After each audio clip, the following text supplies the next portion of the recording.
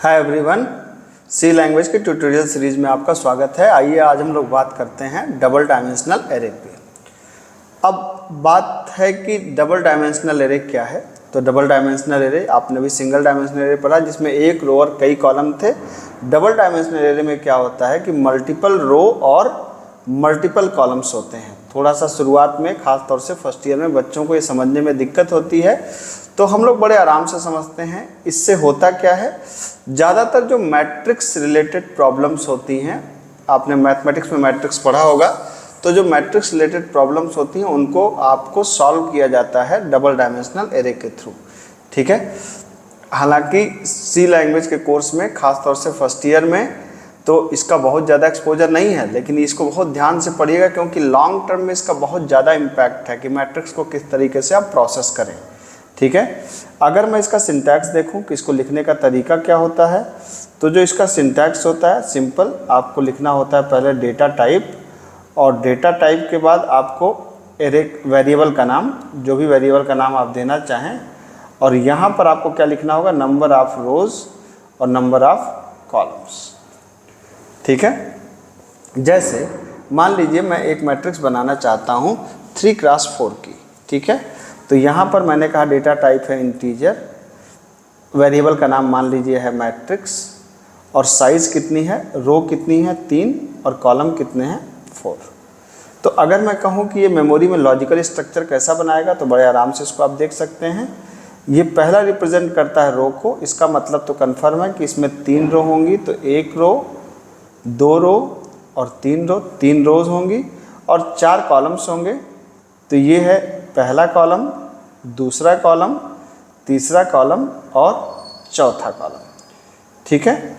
तो इसकी जो लोकेशन होती है, थोड़ा सा इसको मैं अगर और बड़ा बना लूँ तो आपको समझने में और आसानी होगी, थोड़ा सा बड़ा बना लें। तो ये 3 रो है, ये 3 रो और ये हमारे 4 कॉलम, 1 2 3 और ये आपके 4 कॉलम। इस तरीके से आपने बना लिया। ठीक। अब इस मैट्रिक्स में ये जो पहली लोकेशन है, इसका नाम है मैट्रिक्स ऑफ 0 0। मैट्रिक्स का मतलब, चूंकि वेरिएबल का नाम मैट्रिक्स है इसीलिए, तो आपको ये पता होना चाहिए कि जो पहला है, ये पहला रिप्रेजेंट करता है किसको, पहला रिप्रेजेंट करता है रो को, ये रिप्रेजेंट करता है रो को। ठीक है। और ये जो पहला इंडेक्स है ये रिप्रेजेंट करता है रो को, और ये दूसरा इंडेक्स रिप्रेजेंट करता है कॉलम को।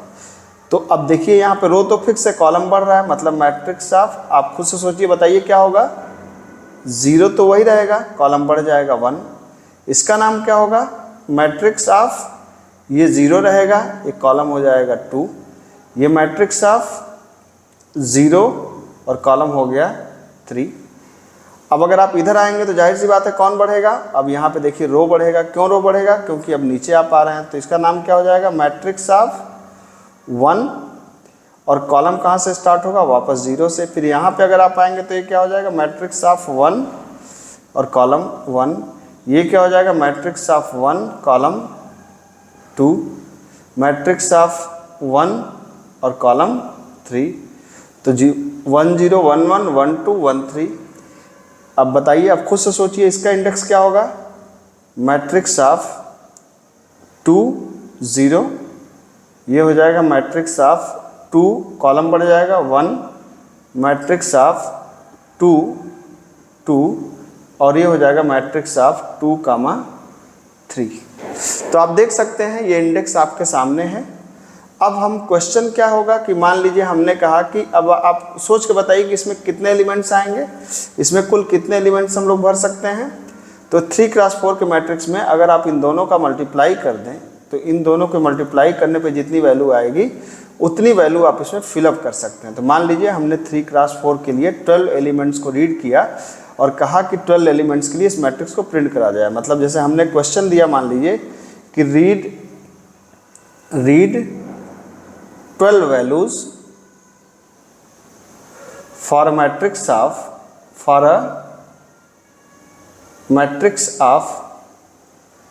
3x4 and print them in matrix form. मतलब मैं कह रहा हूँ कि 3x4 के लिए आप एलिमेंट्स को रीड करिए और उसको मैट्रिक्स के फॉर्म में प्रिंट करा दीजिए, ठीक है। तो आपको पता ही है कि पहले हम लोग 3x4 की एक मैट्रिक्स डिक्लेयर करेंगे।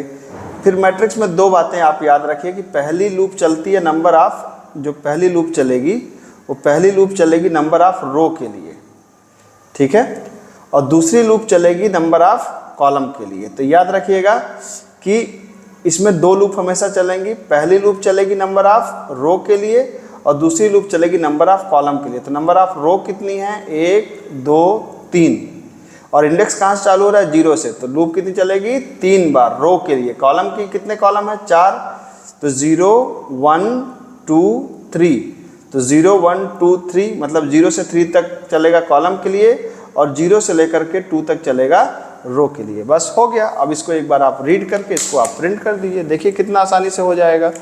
तो हमने एक मैट्रिक्स लिया INT मैट्रिक्स ऑफ 3x4 मान लेते हैं, ठीक है। एक I ले लीजिए, एक J ले लीजिए। चूँकि हमको पता है कि इसमें 12 वैल्यूज आएंगी तो हमने कहा enter 12 values for a matrix of 3x4। 3x4 की मैट्रिक्स के लिए 12 वैल्यूज को आप दीजिए। अब आपने क्या किया, एक लूप रो के लिए चला, रो 0 से लेके 2 तक I++, एक लूप कॉलम के लिए तो आपको पता है J कहाँ से चलेगा, 0 से लेके 3 तक J++, ठीक है। तो पहली लूप चली किसके लिए, रो के लिए, रो कितनी है 3, तो इंडेक्स कहाँ से चालू होता है, 0 से, तो 0 से 2 मतलब 0 1 2 3, फिर कॉलम है 4 तो 0 से लेके 3 तक, तो 0 1 2 3 4 टाइम्स हो गया। अब इसको आपको क्या करना है, इसको आपको रीड कर लेना है, रीड करके उसको कहाँ पर रख देना है, उसको मैट्रिक्स की उस इंडेक्स पे स्टोर करा देना है, I और J लोकेशन पे। एक बार जब ये स्टोर हो गया तो अब आप कह सकते हैं क्या कि /n the given matrix is, इसको भी लाइन चेंज कर दीजिए। फिर से प्रिंट कराने के लिए भी वही करना पड़ेगा, आपको पहले लूप चलानी पड़ेगी 0 से लेके कहाँ तक, रो के लिए 2 तक, फिर कॉलम के लिए लूप चलाइए 0 से लेके कहाँ तक, 3 तक J++। अब हम प्रिंट कराने वाले हैं %d/t, एक गैप के लिए /t लगा सकते हैं, क्या, matrix of I cross J। अब ध्यान दीजिएगा यहाँ पे, जैसे मान लीजिए कि आपने मैट्रिक्स के अंदर दे दिया, मैट्रिक्स के अंदर जब आप इनपुट करने जाएंगे तब आप इनपुट किस तरीके से करेंगे, जब आप इनपुट करने जाएंगे तब तो आप इनपुट ऐसे ही करेंगे कि आप इनपुट करेंगे 1